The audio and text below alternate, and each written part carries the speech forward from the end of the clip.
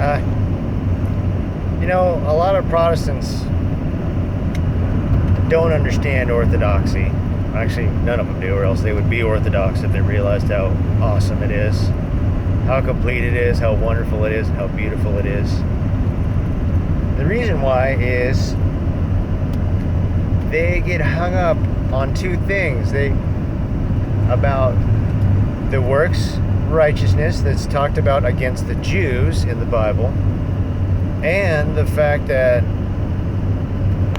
everybody has broken away from the Catholic Church, and they think somehow that it's a little of both, and it's not so. We're Christians, so we're definitely post-law, not commandments, but we're post-Mosaic law, and we don't follow the Vatican or trust their magisterium at all.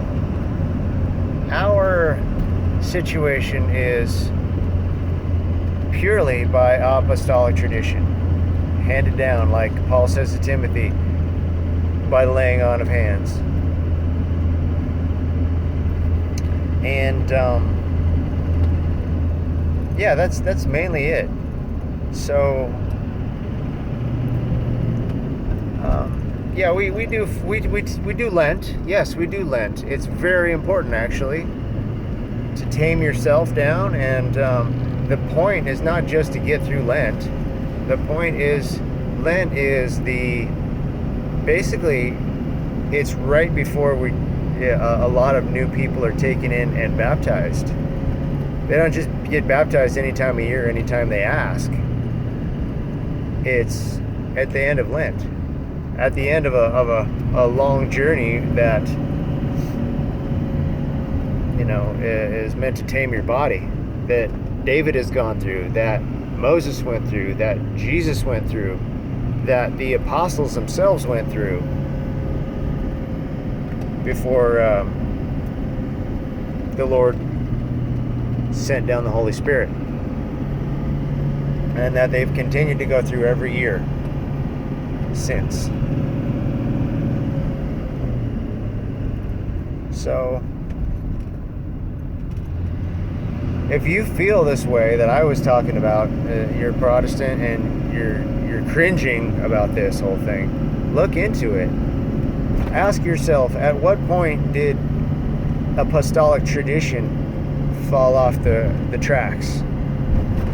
And if you really look at it and watch it, it never has.